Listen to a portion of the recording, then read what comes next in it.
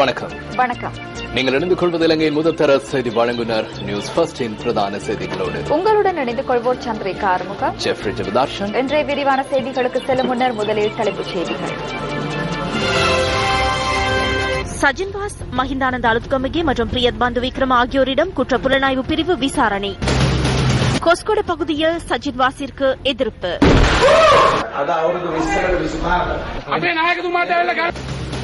யுத்தத்தில் பாதிக்கப்பட்டு உடலில் குண்டு துகள்களுடன் கல்வி பயிலும் மாணவர்களுக்கு சிகிச்சைகள் அளிக்கப்பட வேண்டும் என பாராளுமன்ற உறுப்பினர் சுரேஷ் பிரேமச்சந்திரன் கோரிக்கை. யுத்தத்தால் பாதிக்கப்பட்ட பல மாணவர்கள் தங்களது உடம்புகளில் பல சன்னங்களை ஏந்தியவாறு ஐநா அறிக்கை எதிர்வரும் மார்ச் மாதம் வெளியிடப்பட வேண்டும் என்பதில் உறுதியாக இருப்பதாக தமிழ் தேசிய கூட்டமைப்பு கருத்து. இந்தியாவிலிருந்து இலங்கைக்கு அழைத்து வரப்பட்ட அகதிகள் அடிப்படை வசதிகளின்றி நிற்கது நிலையில் ஜனசத்த முன்னணியின் தலைவர் பத்ரமுலை சீலரத்ன தேரர் மஹிந்த ராஜபக்சவிற்கு அழைப்பு.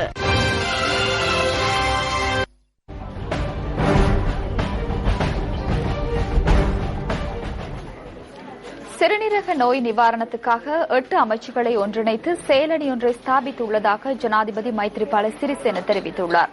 குறித்த செயலணி ஜனாதிபதி செயலகத்திற்கு கீழ் இயங்கும் என்றும் ஜனாதிபதி குறிப்பிட்டுள்ளார். கொழும்பில் நேற்று இடம்பெற்ற கூட்டம் ஒன்றில் கலந்து கொண்டு உரையாற்றும் போதே அவர் இதனை தெரிவித்தார்.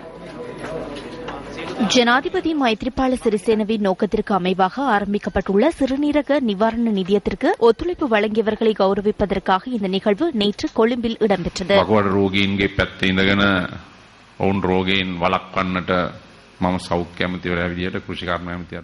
சிறுநீரக நோயாளர்களுக்காக நோயை தடுப்பதற்காக சுகாதார அமைச்சர் மற்றும் விவசாய அமைச்சர் என்ற வகையில் நான் செயற்படும் போது அன்று அரசாங்கத்தின் முக்கியஸ்தர்கள் நிறுவனங்களுக்கு சார்பாகவே செயற்பட்டனர். இந்த நிலையில் மக்களின் பிரச்சினைகளை தீர்க்கும் போது பல்வேறு வகையில் அசௌகரியங்களை எதிர்கொள்ள வேண்டிய நிலை ஏற்பட்டது. இதன்போது பல்வேறு வகையில் மன அழுத்தங்களுக்கும் உள்ளானோம். ஒரு பக்கம் இந்த விடயம் சுகாதாரத்துறையில் பாரிய சவாலாகும், மறுபக்கம் பரந்த அளவிலான மனிதாபிமான நடவடிக்கையாகும். இவ்வாறான விடயத்துக்கு நாம் அனைவரும் ஒன்றிணைய வேண்டும். இதன் அடிப்படையில் 8 அமைச்சுகளை ஒன்றிணைத்து ஜனாதிபதி செயலகத்தில் சிறுநீரக நோயை தடுப்பதற்கான செயலணி ஒன்றை ஆரம்பித்துள்ளோம். இந்த பங்களிப்புகள் அனைத்தும் அந்த பிரிவுகளுக்கு வழங்கி வைக்கப்படும். ජනාධිපති කාර්ය සාධන බලකායක් ටාස්ක් ෆෝස් එකක් මේ වන විට ආරම්භ කරලා තිබෙනවා. මේ සියලු පරිත්‍යාග ඒ අංශවලට යොමු වෙනවා. இதேவேளை இலங்கைக்கு நியமனம் பெற்று வந்துள்ள புதிய வெளிநாட்டு தூதுவர்கள் ஜனாதிபதியிடம் ஆவணங்களை சமர்ப்பித்தனர். சீனா, ஜார்ஜியா மற்றும் கொரியா ஆகிய நாடுகளின் தூதுவர்களை ஜனாதிபதி மைத்ரிபால சிறிசேனவை சந்தித்து உரிய ஆவணங்களை சமர்ப்பித்தனர். ஐக்கிய மக்கள் சுதந்திர கூட்டமைப்பின் பாராளுமன்ற உறுப்பினர் சஜின் வாஸ் குணவர்தன, முன்னாள் அமைச்சர் மஹிந்தானந்த அலுத்கமகே மற்றும் துறைமுக அதிகார சபையின் முன்னாள் தலைவர் பிரியத் பந்து விக்ரம் ஆகியோரிடம் குற்றப்புலனாய்வு திணைக்களம் விசாரணை செய்துள்ளது.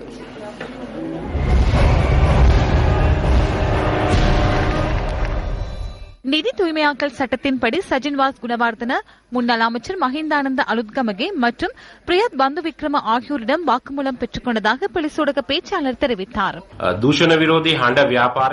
ஊழலுக்கு எதிரான அமைப்பின் வசந்த சமரசிங்க இந்த மாதம் 2ஆம் தேதி முறைப்பாடொன்றை செய்துள்ளார். மூவருக்கு எதிராக முறைப்பாடு செய்துள்ளார். முன்னாள் அமைச்சர் மஹிந்தானந்த அலுத்கமகே, பாராளுமன்ற உறுப்பினர் சஜின்வாஸ் குணவர்தன, அதேபோன்று துறைமுக அதிகார சபையின் முன்னாள் தலைவர் பிரியபந்து விக்ரம ஆகியோருக்கு எதிராக முறைப்பாடு செய்துள்ளார். அவர்கள் முறையற்ற விதத்தில் பணம் உழைத்துள்ளதாக அந்த முறைப்பாட்டில் குறிப்பிடப்பட்டுள்ளது. இதுகுறித்து குற்ற புலனாய்வு திணைக்களம் விசாரணைகளை முன்னெடுக்கின்றது. அத்துடன் இந்த விடயம் குறித்து தொடர்ந்தும் அவர்கள் மூவரிடமும் விசாரணைகள் இடம்பெறுவதோடு வாக்குமூலம் பெறப்படுகின்றது. குறிப்பாக 2006ஆம் ஆண்டு நிதி தூய்மையாக்கல் சட்டத்தின்படி தவறொன்று இடம்பெற்றுள்ளதா என்பது குறித்து குற்ற புலனாய்வு திணைக்களம் விசாரணைகளை முன்னெடுக்கின்றது.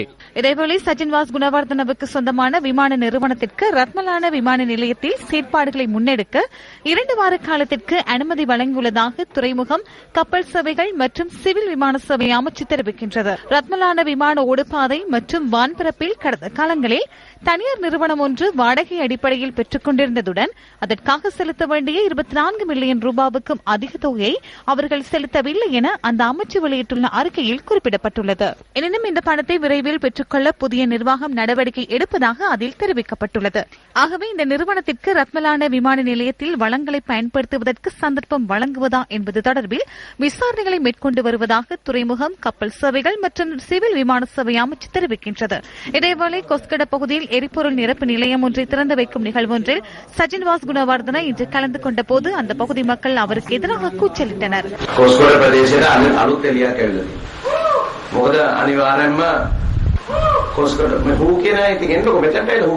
சஜின்வாஸ் குணவர்தன தொடர்பில் இதுவரை நடவடிக்கை எடுக்கப்படவில்லை என தெரிவித்து மக்கள் எதிர்ப்பு தெரிவித்தனர்.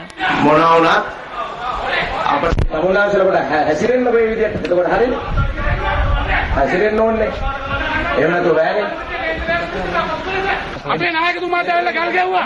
අපි මේ අපේ වැඩ නිසා අපි යනවා. හරි. ආපහු එන්න එමනා කොස් කරලා.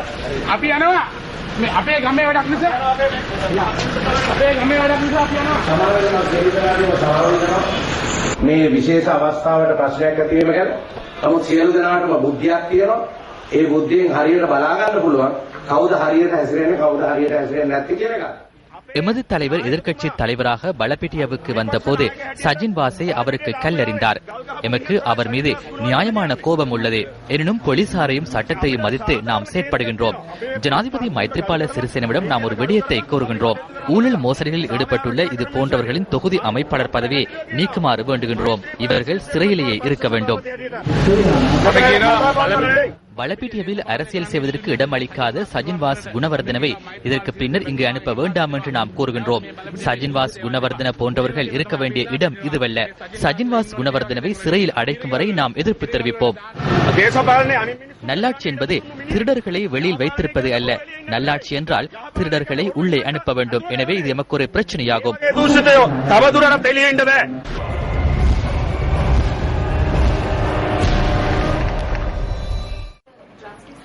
யுத்தத்தால் பாதிக்கப்பட்ட ஆயிரக்கணக்கான மாணவர்கள் உடலில் செல் துண்டுகளுடன் பாடசாலை செல்வதாக தமிழ் தேசிய கூட்டமைப்பின் பாராளுமன்ற உறுப்பினர் சுரேஷ் பிரேமச்சந்திரன் தெரிவித்துள்ளார்.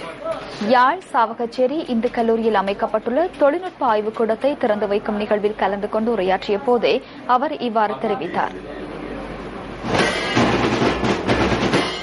யாழ்ப்பாணம் சாவகச்சேரி இந்து கல்லூரியில் அமைக்கப்பட்டுள்ள தொழில்நுட்ப ஆய்வுக்கூடத்தை ராஜாங்க கல்வி அமைச்சர் வி ராதாகிருஷ்ணன் இன்று திறந்து வைத்தார். கல்லூரியின் முதல்வர் ந சர்வேஸ்வரன் தலைமையில் இடம்பெற்ற இந்த நிகழ்வில் மகளிர் விவகார பிரதி அமைச்சர் விஜயகலா மகேஸ்வரன், யாழ் மாவட்ட நாடாளுமன்ற உறுப்பினர் சுரேஷ் பிரேமச்சந்திரன், வடமாகாண கல்வி அமைச்சர் த குருகுலராஜா உட்பட பலரும் கலந்து கொண்டனர். இந்த யுத்தத்தால் பாதிக்கப்பட்ட பல மாணவர்கள் தங்களது உடம்புகளில் பல சன்னங்களை ஏந்தியவாறு அவை இன்னும் எடுக்க முடியாமல் அவற்றுக்கான வசதி வாய்ப்புகள் கிடைக்காமல் பாடசாலைக்கு போய்க் கொண்டிருக்கக்கூடிய ஆயிரக்கணக்கான சிறுவர்கள் இருக்கின்றார்கள். முன்னைய அரசாங்கத்தில் நாங்கள் இவற்றை கேட்க முடியவில்லை. ஏனென்றால் அவற்றை செய்யக்கூடிய மனப்பக்குவத்திலும் அவர்கள் இருந்ததாக நாங்கள் அறியவில்லை. நீங்கள் கல்வி அமைச்சராக இருக்கிறீர்கள். மிக மிக மோசமாக பிற்படுத்தப்பட்ட ஒரு மக்கள் மத்தியில் இருந்து வந்தவர்கள், துன்பங்கள் துயரங்கள் எங்களிலும் விட மோசமாக அனுபவித்தவர்கள். ஆகவே அந்த வகையில் உங்களுக்கு இந்த துன்பங்கள் துயரங்கள் புரியும். ஆகவே நான் நம்புகின்ற இந்த எங்களுடைய கல்வி அமைச்சனூடாக இந்த காயம்பட்ட மாணவர்கள், இந்த செல் துண்டுகள் இருக்கக்கூடிய ஆயிரக்கணக்கான மாணவர்களுடைய விவரங்களை நீங்கள் பெற்றுக்கொள்ளலாம். அவர்களுக்கான வைத்திய வசதிகள் என்னத்தையாவது உங்களுடைய அமைச்சனூடாக செய்ய முடியுமாக இருந்தால் அதுவும் மிகவும் சிறப்பானதாக இருக்கும் என்பது என்னும் ஒரு கோரிக்கை. முதலாக எங்காவது போய் ஆரம்பிக்க வைக்க வேண்டும் என்ற காரணத்தினால் இந்த 2 நாட்களும் இங்கும் எதிர்வருகின்ற 2 வாரத்துக்கு பிறகு மட்டக்களப்பு, அதாவது கிழக்கு மாகாணத்திலும் இதை ஏற்பாடு செய்வதற்கான நடவடிக்கை எடுக்கப்பட்டிருக்கின்றது. ஏப்ரல் மாதத்திலே மத்திய மாகாணத்திலே இந்த இவ்வாறான நடவடிக்கை மத்திய உவா மாகாணத்திலே செய்ய வேண்டிய கட்டாயம் இருக்கின்றது. ஏன்னா ஏப்ரல்ல செஞ்சாதான் எங்களுக்கு அது வசதியா இருக்கும். அங்கு அடுத்த வார ஏப்ரல்ல நான் யாழ்ப்பாணத்துக்கு வந்தா அங்க எனக்கு இல்லாம போயிடும், அது உங்களுக்கு தெரியும். ஆகவே நாங்கள் கடைசி நாட்களை அங்கு கழிப்பதற்கான ஏற்பாடுகளை நாங்கள் செய்திருக்கின்றோம். 30 வருட யுத்தத்திற்கு மத்தியில் பின்தள்ளப்பட்டு இப்பொழுது முன்னேறி வருகின்ற ஒரு சமுதாயமாக இருக்கின்றதை நாங்கள் காணக்கூடியதாக இருக்கின்றது. இருப்பினும் என்னை பொறுத்தளவிலே நாங்கள் பிறந்த மலையகத்திலே இதைவிட மோசமான கால சூழ்நிலை இருந்திருக்கின்றது என்பதையும் நீங்கள் தெரிந்திருப்பீர்கள் என்று நினைக்கின்றேன். அங்கும் இந்த கல்வியினுடைய பின்னோக்கு மிகவும் மோசமான நிலையிலே இருப்பதை காணக்கூடியதாக இருக்கின்றது. தமிழர் சமுதாயத்திலே கல்வி வளர்ச்சி மிக அத்தியாவசியமானது. ஒரு சமூகம் உயர வேண்டுமானால் ஒரு சமூகம் வளர வேண்டுமானால் நிச்சயமாக அதனுடைய கல்வி வளர்ச்சி அதிகரித்து காணப்பட வேண்டும். எல்லா துறையிலும் அவர்கள் பரிச்சயமானவர்களாக இருக்க வேண்டும் என்பதே என்னுடைய கருத்தாகும். எங்களுடைய கௌரவ கல்வி அமைச்சர் வந்திருக்கின்ற இன்று பார்க்கும்போது மலையக மக்களும் யாழ்ப்பாண மக்களும் இன்று ஒரு இடத்தில் ஒன்று கூடி இருக்கின்றோம். இதை நாங்கள் பார்க்கும்போது பெரிய சந்தோஷமாக இருக்கின்றது. நாங்கள் ஒரு சிறுபான்மையின மக்கள். இன்று சிறுபான்மையினம் ஒன்று சேர்ந்த வழியினால் தான் இன்று அரசாங்கத்தில் ஆட்சி மாற்றம் வந்துள்ளது. முன்னாள் ஜனாதிபதிக்கு இந்த செல் துண்டுகளை சுமந்திருக்கின்ற எங்களுடைய சிறார்களுக்கு நீங்கள் ஒரு ஹாஸ்பிட்டல் ஒன்று அமைக்க வேண்டும் கிளிநொச்சியில் இருந்து. அவர் எனக்கு அனுமதி எனக்கு மறுமொழி வந்திருந்தது. நாங்கள் இதை வெகு சீக்கிரத்து செய்து தருவோம் என்று. ஆனால் அவர்கள் செய்து தரவில்லை. ஆனால் எங்களுடைய கல்வி அமைச்சருடன் எங்களுடைய பாராளுமன்ற உறுப்பினர் முதல் கோரிக்கையாக அதை வைத்திருக்கின்றார். அது உங்களுக்கு உண்மையாக கட்டாய ஒன்று. அது எங்களுடைய கௌரவ அமைச்சர் கட்டாயம் செய்து தர வேண்டும்.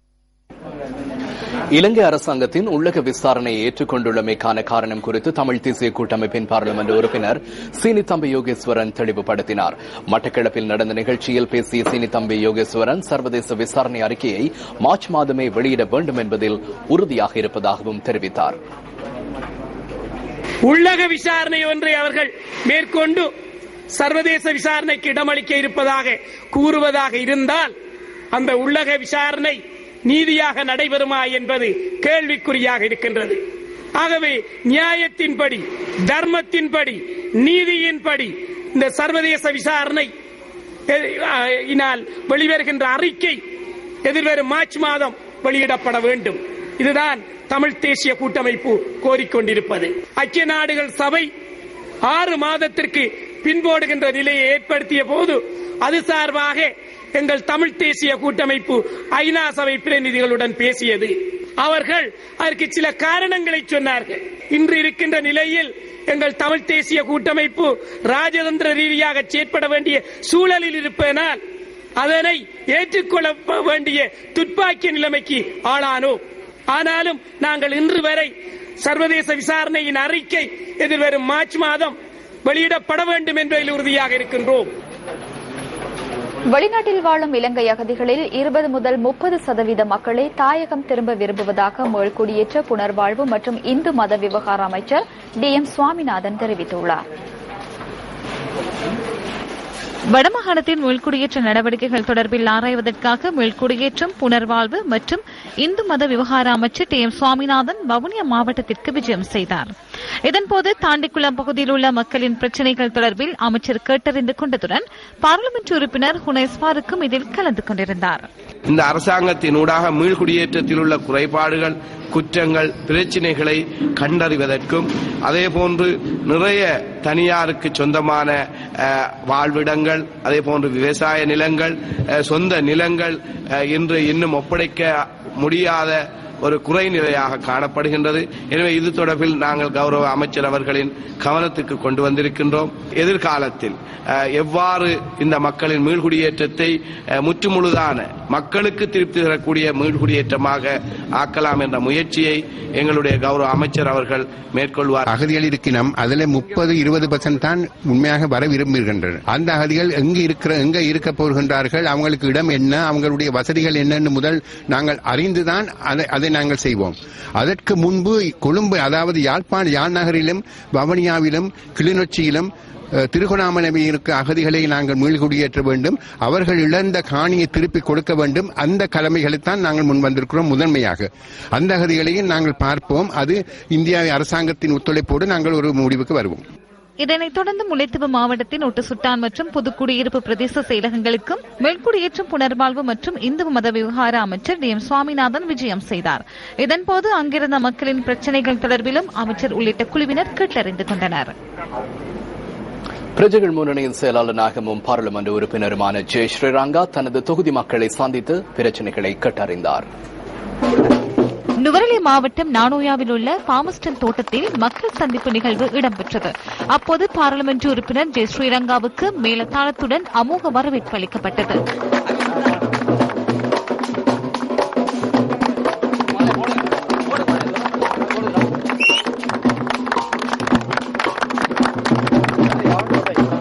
மக்கள் படைசூழ மேடைக்கு அழைத்து வரப்பட்ட பாராளுமன்ற உறுப்பினர் ரங்காவுக்கு மாலைகள் அணிவிக்கப்பட்டு பிரமாண்ட வரவேற்பு அளிக்கப்பட்டது.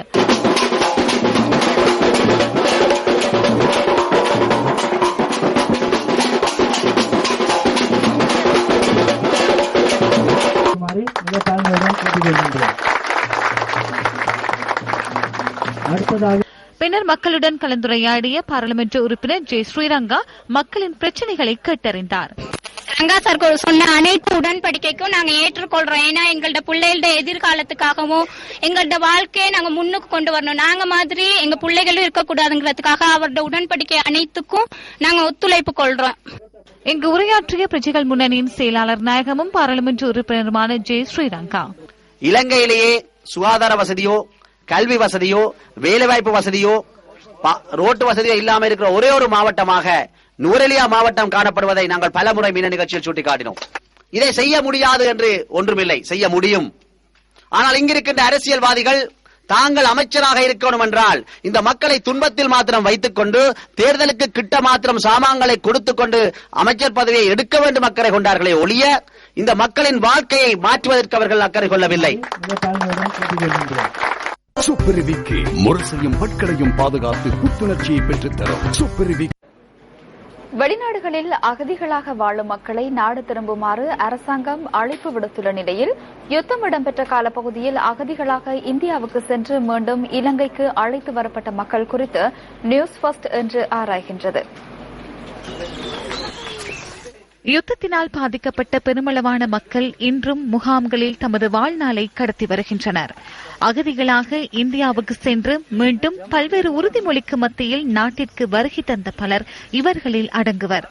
அகதிகளாக வெளிநாட்டில் வாழ்ந்தவர்கள் நாடு திரும்பியதும் உள்நாட்டு அகதிகளாக வவுனியா சிதம்பரபுரம் முகாமில் வாழ்வது தமக்கு மிகவும் வேதனையாக உள்ளது என்று மக்கள் புலம்புகின்றனர். அவர்களின் இன்றைய நிலைமை குறித்து ஆராய்வதற்காக நியூஸ் ஃபர்ஸ்ட் குழாத்தினர் அண்மையில் அங்கு சென்றிருந்தனர். வவுனியா சிதம்பரபுரம் பகுதிக்கு சென்ற எம்மால் அவர்களின் இன்றைய நிலைமையை காண முடிந்தது.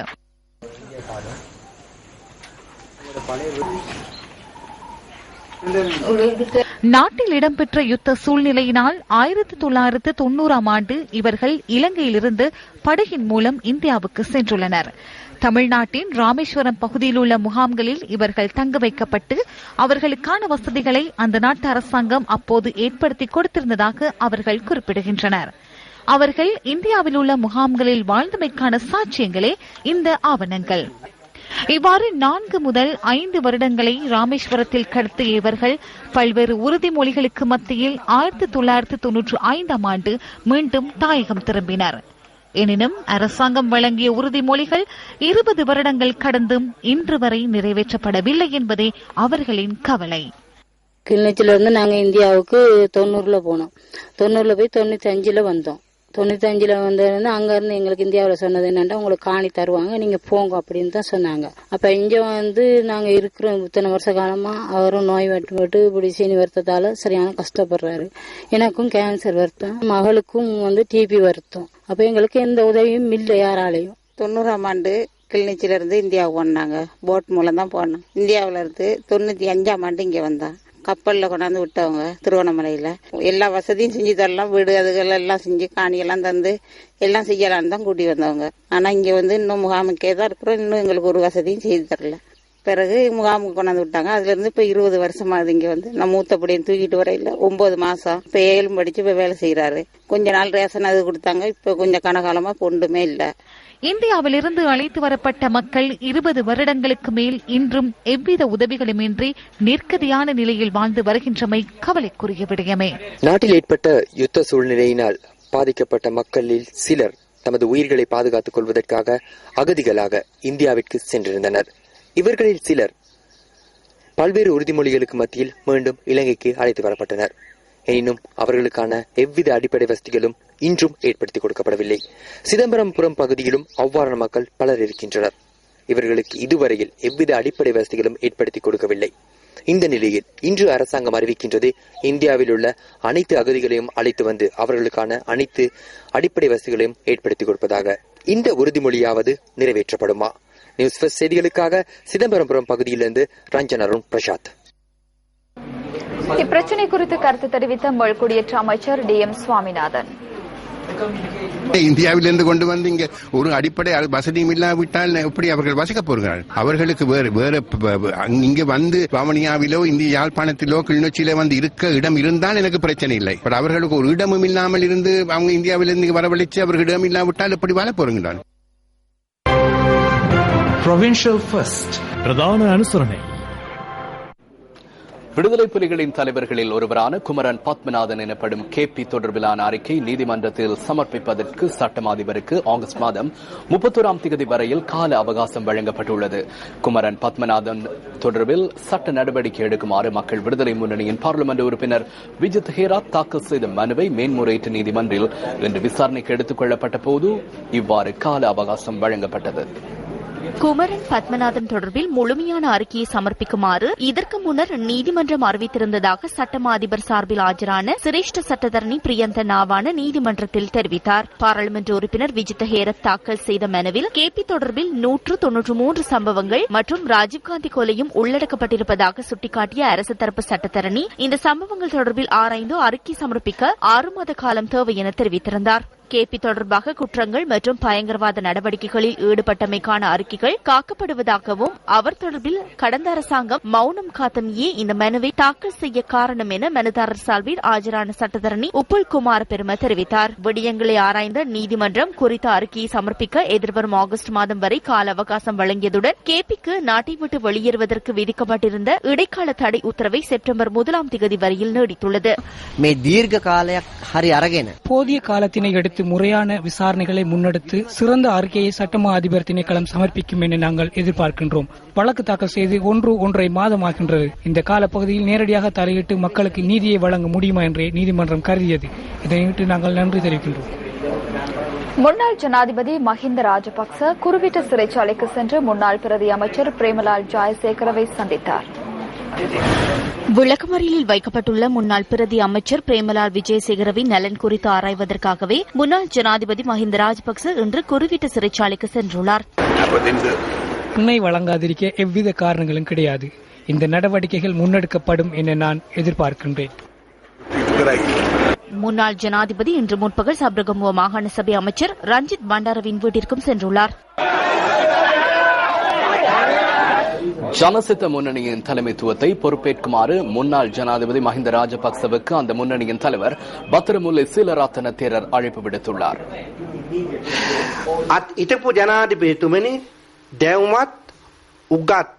அறிவுடையவர்கள் வழங்கும் ஆலோசனைகளை பின்பற்றி செயற்படுமாறு முன்னாள் ஜனாதிபதியிடம் நான் கேட்டுக்கொள்கின்றேன். மீண்டும் ஒரு கட்சியை அமைக்க வேண்டாம். எனது ஜனசத்த முன்னணியின் தலைமைத்துவத்தை உங்களுக்கு நான் வழங்க தயார். ජනසත පෙරමුණේ පක්ෂ නායකත්වය ඔබතුමාට පිරිනමන්න කැමැති. வெளிநாட்டில் வசித்து வந்த முன்னாள் போலீஸ் ஊடக பேச்சாளர் சிரேஷ்ட போலீஸ் அத்தியட்சகர் பிரசாந்த் ஜாய்கொடி இன்று நாடு திரும்பினார். இன்று பிற்பகல் 2 மணியளவில் நாட்டுக்கு வருகை தந்த பிரசாந்த் ஜாய்கொடி கடமைகளை முன்னெடுக்கும் போது தனக்கு விடுக்கப்பட்ட அச்சுறுத்தல்கள் தொடர்பில் விளக்கம் அளித்தார்.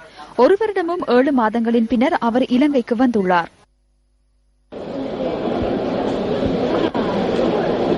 අවසාන කාලයේදී පුදුමාකාර විදිහට බලපෑම් එල්ල වුණා.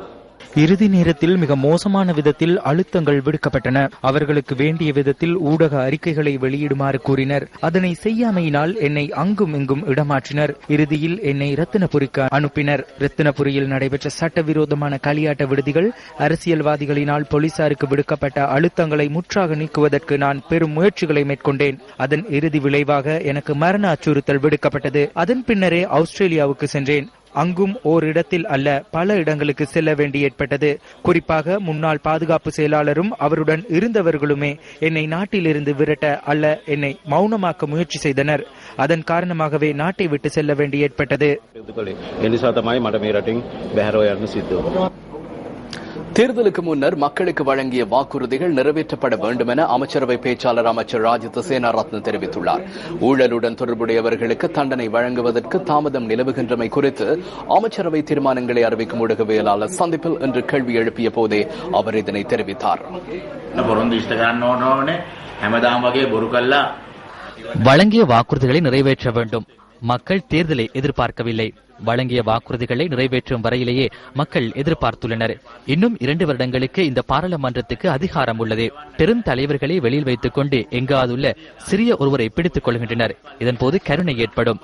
கைது செய்ய வேண்டியது சசி வீரவங்ச அல்லது சுதர்மன் ரதலியகுட போன்றோரை அல்ல, அதன் தலைவர்களையே கொண்டு வர வேண்டும். திருடியவர்களை பிடிக்க வேண்டும். சிஎஸ்எனை ஆரம்பிக்க எங்கிருந்து பணம் கிடைத்தது என்பதனையே முதலில் கேட்க வேண்டும். லஞ்ச ஊழல் ஆணைக்குழுவில் வழக்கு உறுதியான 2 உள்ளனர். அது குறித்து இன்னும் நடவடிக்கை இல்லை. வெலேசுதா முன்னாள் பொலிஸ்மா அதிபர் ஒருவர் தொடர்பில் கூறுகின்றார். பாராளுமன்ற உறுப்பினர் ஒருவர் தொடர்பிலும் கூறுகின்றார். වෙලේසුදා හිටපු පොලිස්පතිවරයෙක් ගැන කියනවා, මන්ත්‍රීවරයෙක් ගැන කියනවා. ඒව සාමය කරන්නේ නැහැ.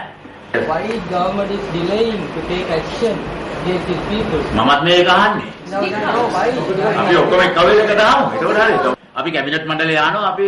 அது குறித்து அமைச்சரவையிலும் நிறைவேற்று குழுவிலும் பேசியுள்ளோம். நீங்கள் கேட்பதை விட நல்ல கேள்விகளை நானும் அனுரகுமார் திசாநாயக்க மற்றும் சம்பிக்க ரணவக்க ஆகியோர் கேட்டுள்ளோம். තව අපේ අතේ තියෙනවා තව ඊට වඩා හොඳ ඒවා ඇහුවා. මේ ඔය කකුලෙන් අදින්න කවුද දන්නේ? ඒක තමයි හොයාගන්න ඕනේ. දැන් ඔය හොයාගන්න කොහොමද? මේ ලංකාවේ රහසක් නැහැ. ඔක්කොම අහුවෙනවා. දැන් ඒගොල්ලන්ට උදව් කරනවා නම් ඒ උදව් කරන්නේ කවුද? මේ හොරකම් කරන්න බලාපොරොත්තු වෙන්නේ. අපෑදලා කවුරු නම් අනුන්ගේ හොරකමක් හොයාගන්න බැරි අමාරු තියෙන මොකද? තමනුත් ඒක බලාපොරොත්තු වෙන ඉන්න හින්දානේ. வெலேசுதா மற்றும் துமிந்த சில்வா விசாரணைகளின் போது சாட்சியங்கள் மறைக்கப்படுவதாக அரசாங்கம் மீது குற்றச்சாட்டு உள்ளது.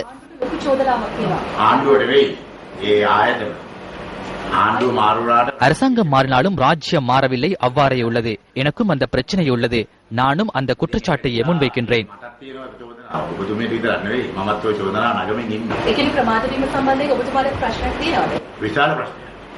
මම කැබිනට් මණ්ඩලයේ දිගින් දිගටම කතා කරනවා මේකට. துமிந்த சில்வாவின் சகோதரரின் தொலைக்காட்சி சேவைக்கு பிரதமர் அலுவலகத்தின் தலைமை அதிகாரி சாகல ரத்நாயக்க தனது முதலாவது செவ்வியை வழங்கினார். அவர் துமிந்த சில்வாவின் உறவினர் ஒருவருடன் தொடர்பு பட்டுள்ளதாக இணையதளங்களில் செய்தி வெளியாகின.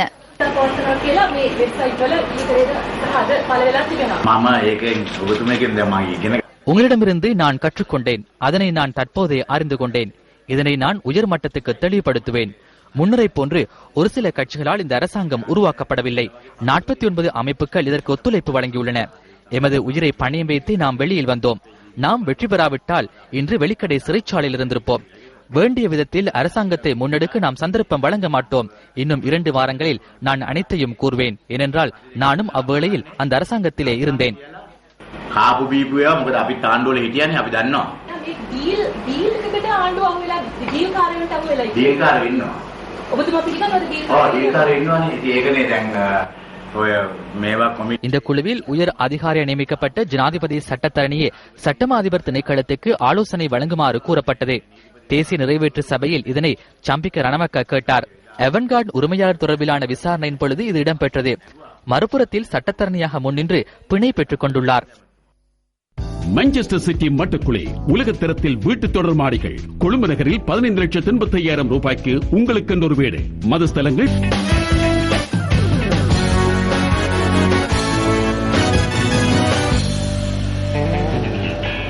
உலகக்கிண கிரிக்கெட் போட்டியொன்றில் அதிக ஓட்டங்களை பெற்ற இலங்கை வீரர் என்ற மைல்கல்லை திலகரத்ன தில்ஷான் என்று எட்டினார். இதன் மூலம் பங்களாதேஷுக்கு எதிரான போட்டியில் இலங்கை 92 ஓட்டங்களால் அபார வெற்றி பெற்றது. உலகக்கிண்ண கிரிக்கெட் தொடரில் ஏ குழுவுக்கான ஒரு போட்டியில் இலங்கை மற்றும் பங்களாதேஷ் அணிகள் மெல்பர்னில் பல பிரச்சனை நடத்தின. போட்டியில் முதலில் துடுப்படுத்தாடிய இலங்கை சார்பாக திலகரத்ன டில்ஷான் மற்றும் லஹீர் திருமான ஜோடி முதல் விக்கெட்டுக்காக 122 ஓட்டங்களை பகிர்ந்தது. லஹீர் திருமான 52 ஓட்டங்களை பெற்று ஆட்டமிழந்தார். தொடர்ந்து இணைந்த திலகரத்ன டில்ஷான் குமார் சங்கக்கார ஜோடி வீழ்த்தப்படாத இணைப்பாட்டமாக 210 ஓட்டங்களை பகிர்ந்து சாதனை படைத்தது. இது உலகக்கிண கிரிக்கெட் போட்டியொன்றில் 2ஆம் விக்கெட்டுக்கான இலங்கை ஜோடியின் சிறந்த இணைப்பாட்டமாகும். திலகரத்ன டில்ஷான் தனது 21வது சர்வதேச ஒருநாள் சதத்தையும் குமார் சங்கக்கார தனது 22வது சர்வதேச ஒருநாள் சதத்தையும் பூர்த்தி செய்தனர். 146 பந்துகளை எதிர்கொண்ட திலகரத்ன டில்ஷான் 22 பவுண்டரிகளுடன் 161 ஓட்டங்களை ஆட்டமிழக்காமல் குவித்தார். இதன் மூலம் உலகக்கிண்ண கிரிக்கெட் போட்டியொன்றில் அதிக பவுண்டரிகளை விளாசிய வீரராகவும் அதிக ஓட்டங்களை பெற்ற இலங்கையராகவும் அவர் வரலாற்றில் இணைந்தார். இதற்கு முன்னர் 1996ஆம் ஆண்டு கென்யாவுக்கு எதிராக அரவிந்த் டி சில்வா பெற்ற 145 ஓட்டங்களே இதுவரை சாதனையாக இருந்தது. தனது 400வது சர்வதேச ஒருநாள் போட்டியில் விளையாடிய குமார் சங்கக்கார 76 பந்துகளில் ஒரு சிக்ஸர் 13 பவுண்டர்களுடன் 105 ஓட்டங்களை ஆட்டமிழக்காமல் விளாசினார். இலங்கை அணி 50 ஓவர்களில் ஒரு விக்கெட் இழப்புக்கு 332 ஓட்டங்களை குவித்தது. இமாலய இலக்கான 333 ஓட்டங்களை நோக்கி பதில் தாடிய பங்களாதேஷ் 2வது பந்திலேயே முதல் விக்கெட்டை இழந்தது. ஒரு கட்டத்தில் 100 ஓட்டங்களுக்கு 5 விக்கெட்டுகள் வீழ்த்தப்பட்ட போதிலும் சபீர் ரஹ்மான் 53 ஓட்டங்களையும் சாகிப் அல் ஹசன் 46 ஓட்டங்களையும் பெற்று இலங்கையின் வெற்றியை சற்று தாமதிக்க செய்தனர். கடைசி 2 விக்கெட்டுகளும் லசித் மாலிங்கவின் பந்து வீச்சில் அடுத்தடுத்து வீழ்த்தப்பட்டதும் இங்கு குறிப்பிடத்தக்கதாகும். பந்து வீச்சில் லசித் மாலிங்க 3 விக்கெட்டுகளையும் சுரங்கல் அக்மால், திலகரத்ன டில்ஷான் ஆகியோர் தலா 2 விக்கெட்டுகளையும் கைப்பற்றினர். இத்துடன் நியூஸ் ஃபர்ஸ்டின் 8 மணி பிரதான செய்தி நிறைவு பெறுகின்றது. இரவு 10:45 இடம்பெறும் அடுத்த பிரதான செய்திகளோடு மீண்டும் சந்திப்போம். வணக்கம்.